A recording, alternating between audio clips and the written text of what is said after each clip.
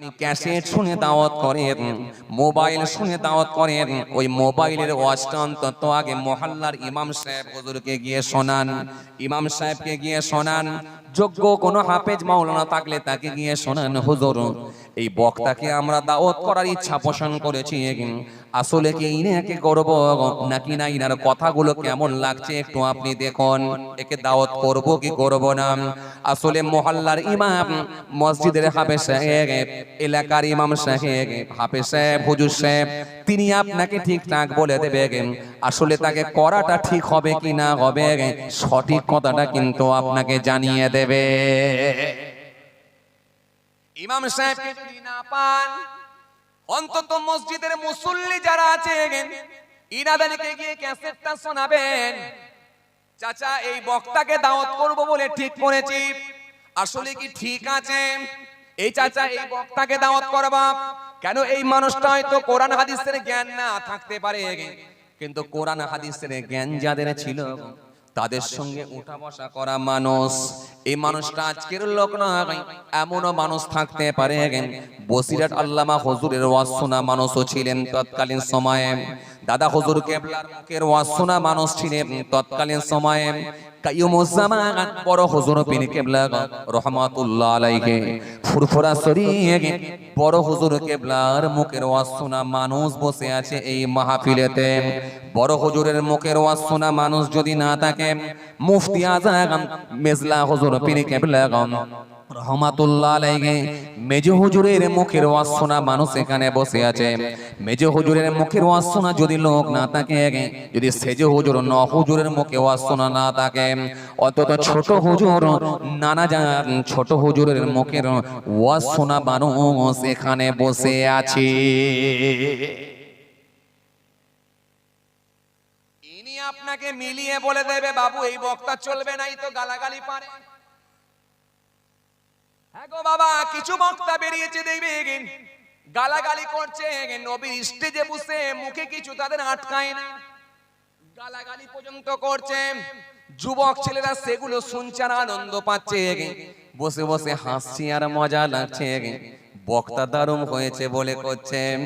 আসলে কিন্তু বাবাজি আমার ভাইরা, যখন আপনি এই বয়স্ক মানুষ, প্রবীণ মানুষ, 30 বছর যে মানুষটা ওয়াজ শুনছে, আসলে যখন তাকে ওই ক্যাসেটটা শোনাবেন সে বলবে না বাবা এই বক্তাকে দাওয়াত করো না, কারণ আমি অনেক আল্লামা হুজুরদের, অনেক আমি বুজুর্গ ব্যক্তিদের ওয়াজ শুনেছি, কোনোদিন কিন্তু এরকম ওয়াজ আমি শুনিনি। এই জন্য যাকে তাকে আপনি দাওয়াত করবেন না। আজ যাত্রার হাতে আপনি হাত দিয়ে নিজেকে আত্মসমর্পণ করবেন না, নিজেকে বিসর্জন দেবেন না, বায়াত মুরিদ হয়ে গিয়ে ঈমান নষ্ট করবেন না। আখিরি জামানায় কিছু ভণ্ড পীর বেরিয়েছে, আমরা কিন্তু ভণ্ডদেরকে পীর বলি না, আমরা বলি হাক্কানি যারা আল্লাহর ওলি হয়ে গেছে তাদেরকে আমরা বলি পীর ও মুর্শিদ বলে মেনে নিয়েছি। আমরা বড় পীর আব্দুল কাদের জিলানী রাহমাতুল্লাহ আলাইহি হুজুরকে আমরা পীর বলি, খাজা গরিব নওয়াজকে আমরা পীর বলি, ফুরফুরা শরীফ পীর আবু বকর সিদ্দিক রাহমাতুল্লাহ আলাইহি দাদা হুজুর কেবলাকে আমরা পীর বলি, বসিরহাট আল্লামা রুহুল আমিন রাহমাতুল্লাহ আলাইহি হুজুরকে আমরা পীর বলি, ফুরফুরা শরীফ কাইয়ুমুজ্জামান বড় হুজুর কেবলাকে আমরা পীর বলি, মুফতি আজম মেজলা হুজুর কেবলাকে পীর বলি, 5 হুজুর কেবলাকে পীর বলি, বর্তমান যারা বয়োজ্যেষ্ঠ হুজুর কেবলাদেরকেও আমরা পীর বলি। সুতরাং পীর সবাই হতে পারবে না, এমনও দেখবেন মাজারেতে দরগাতে এমনও কিছু ভণ্ড মানুষ আছে বাবাজি, আসলে তারা নামাজও পড়ে না, বছরে রমজান মাসে রোজাও রাখে না, তাদের মোজগুলো দেখবেন বড় বড় বড় বড় বড়, দাড়ি থেকে মোজ বড়, পিছনের চুলগুলো দেখবেন বড় বড়, এমন মোজ রেখেছে টর্চ লাইট মারলেও দাঁত খুঁজে পাওয়া যায় না, বছরে একবার করে গোসল করে কি করে না তাও সন্দেহ আছে, এরাও নিজেদেরকে পীর বলে দাবি করছে। সুতরাং এমন ভণ্ড পীর কিছু বেরিয়েছে, কথা ঠিক কিনা? এই আমরা মানি কাকে? যারা আল্লাহর ওলি হয়ে গেছেন তাদের কি আমরা মানি? কারণ রাসূল বললেন মান যারা আলিমান ফাকান্নামা যারানি মান সাফা আলিমান ফাকান্নামা সাফানি মান জালাসা আলিমান ফাকান্নামা জালাসানি। রাসূল সুন্দর করে বললেন আবার সেই নবী বলেন সায়াতি জামান ওয়ালা উম্মতি কুলুবুম কা কুলুবি জিয়াব কালামুম কা কালামিল আমবিয়া ফিলুম কা ফিলিল ফারাইনা। আল্লাহ নবী বলেন অতি সত্তর মানুষের সমকে এমন একটা জামানা আসবে, এমন কিছু মৌলবীর আবির্ভাব ঘটবে, দেখবে সমাজে এমন একটা জামানা আসবে। কি আসবে? আখিরি জামানায় কিছু মৌলবী বার হবে, দেখো এদের কথাগুলো হবে কালামুম কা কালামিল আমবিয়া, কথাগুলো হবে নবীদের কথার মতো। ফিলুম কা ফিলিল ফারাইনা, তাদের কাজকর্মগুলো হবে ফেরাউন নমরুদ সদনাতের মতো। আর কালামুম কা কালামিল আমবিয়া, আর তাদের কথাগুলো হবে নবী রাসূলদের মতো। আর কি কুলুবুম কা কুলুবি জিয়াব, তাদের অন্তরগুলো হবে নেকড়ে বাঘের মতো, তাদের অন্তর হবে। এরা যেখানে যাবে সেখানেই দেখবে ফাসাদ লাগিয়ে দেবে। এদের কথাগুলো নবীদের কথার মতো হবে, কিন্তু সুন্নত নিয়ে বেফাস কথা বলবে, কিয়াম নিয়ে বেফাস কথা বলবে, ঈমান নিয়ে বেফাস কথা বলে আপোষের মধ্যে দেখবে মারামারি লাগিয়ে দেবে। এরা যেখানে যাবে মারামারি লাগাবে, কিন্তু অন্তরগুলো এদের নেকড়ে বাঘের মতো হবে। আর কথাগুলো হবে কালামুম কা কালামিল আমবিয়া, কথাগুলো হবে নবীদের কথার মতো। কথা বুঝতে পারছেন কি বলছি? কথাগুলো হবে নবীদের কথার মতো। এত সহজ যে ভাইরা আমার, বন্ধুরা আমার, সাথী মহব্বতের ভাইরা, খুব সাবধান, খুব সাবধান হয়ে যায়। আপনি বুঝতে পারবেন না আপনাকে কিভাবে পথভ্রষ্ট করবে, আপনি বুঝতে পারবেন না। জি, বড় পীর আব্দুল কাদের জিলানী রহমাতুল্লাহ আলাইহি নাম শুনেছেন কি আপনারা? কথা বলেন একটু, হ্যাঁ না কিছু বলেন। নাম শুনেছেন। বড় পীরকে কি আপনারা কেউ চোখে দেখেছেন? জোরে বলেন। দেখেন, আমিও দেখি। কিন্তু বড় পীর কে ছিলেন? বড় পীর সাহেব কে ছিলেন?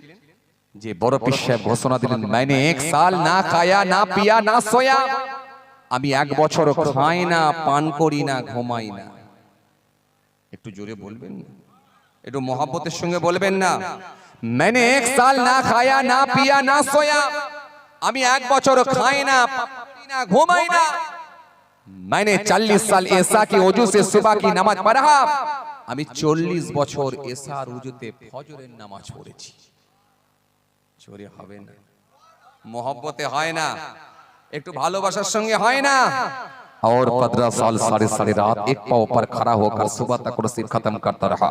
15 বছর এক পায়ের উপরে দাঁড়িয়ে অপর পা তুলে নিয়ে আবার এক পায়ের উপরে দাঁড়িয়ে অপর পা তুলে নিয়ে এই রকম ভাবে কোরআন শরীফ খতম করেছি। তো এই মানুষটাকে পীর বললে আপত্তি কোথায়? আপত্তি কোথায়? আপনি জানবেন না, বুঝবেন না। সেই দিনাজপুর থেকে বলবেন ফুরফুরা শরীফে সিজদা দেওয়া হয়, ওরা সব মাজারে চুমু খায়, মাজারে সিজদা দেয়। এটা কোথায় পেয়েছেন? আপনাকে তো জানতে হবে। আপনি সেই মুর্শিদাবাদ থেকে বলবেন ফুরফুরা শরীফে চাদর চড়ানো হয়, কেন আপনি বলবেন? আপনাকে তো জানতে হবে। যদি আপনি না জেনে থাকেন, কারোর মুখ থেকে তথ্য নেন, যদি তাও না পারেন, অন্তত নিজে কাউকে পরিচয় না দিয়ে, এখন তো শীতের সময়, নাক পর্যন্ত মাফলার তো বেঁধে দিলি আপনাকে কেউ চিনতে পারবে না। এ কথা হয় না। নাক পর্যন্ত যদি মাফলার বেঁধে দেওয়া হয়, তাহলে তো আপনাকে কেউ চিনতেই পারবে না। তা একবার সুরসুর করে দাদা হুজুরের মাজারে গিয়ে একবার দেখে নেন কটা চাদর আছে, কোখানে কে গোলাপ পানি ছড়াচ্ছে আর কে সিজদা দিচ্ছে, একবার কি দেখে।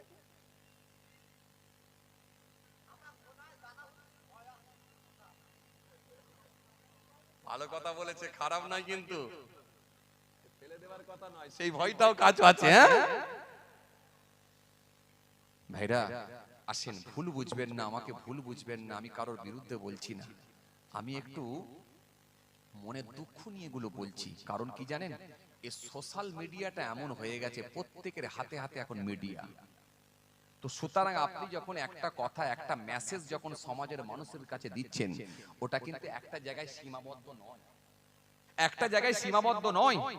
ওই আপনার বক্তৃতা, আপনার বার্তা সারা দেশের মানুষ, শুধু না সারা পৃথিবীর বিভিন্ন দেশের মানুষ, বাংলা ভাষার মানুষ যারা, তারা সবাই শুনছে। মানুষের মধ্যে বিভ্রান্তি তৈরি হচ্ছে, মানুষের মধ্যে দলাদলির জায়গা তৈরি হচ্ছে, মানুষের মধ্যে বিভ্রান্তি তৈরি হচ্ছে। সুতরাং আপনার কথায় মানুষ পথভ্রষ্ট হয়ে যেতে পারে, এই রকম কথা না বলাটাই ভালো। আপনার এই বক্তৃতা অনেক গায়ের কম, অনেক অমুসলিম তারাও শুনছে। তাদের মধ্যে ধারণা আসছে যে ইসলাম ধর্মে তাহলে কোনটা ঠিক আর কোনটা ভুল, কোনটা ঠিক আর কোনটা ভুল, এ একরকম বলে, ও আর একরকম বলে। সুতরাং এইরকম কথাগুলো বলবেন না। আপনি এইরকম ভুলভাল মেসেজ মানুষের সামনে দিয়ে বিভ্রান্তি তৈরি করবেন না। আসলে আপনি যদি না করেন সেটা ভিন্ন কথা, কেউ যদি কিয়াম করে এতে কোনো গুনাহ নাই, আপনি প্রমাণ করতে পারবেন না যে এটা হারাম, সুতরাং হারাম আপনি বলতে পারবেন না। আপনি করেননি আলাদা কথা, কিন্তু আমার দাদা হুজুর কেবলা তিনি করেছেন, 5 হুজুর কেবলা করেছেন, বসিয়াট আল্লামা রুহুল আমিন রাহমাতুল্লাহ আলাইহি হুজুর তিনি করেছেন, আউলিয়া কেরামরা করেছেন, আমরাও করে থাকি। আমার রাসূলুল্লাহকে একটু শ্রদ্ধার সঙ্গে আমরা দাঁড়িয়ে সালাম করি। তো সুতরাং পড়লে সওয়াব, না পড়লে গুনাহ নাই। তো সুতরাং এটা তো ফরজও নয়, ওয়াজিবও নয়, এটা নিয়ে কেন ঝগড়া বাঁধাতে যাবেন আপনি?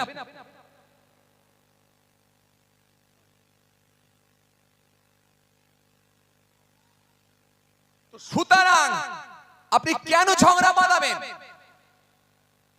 ঝগড়া বাঁধাবেন না। আমি আপনাকে এটাই বলবো, আসেন ইসলাম ধর্মকে নিয়ে যেন কেউ কলুষিত না করে, ইসলামকে নিয়ে যেন নেগেটিভ কমেন্ট না ভেসে আসে।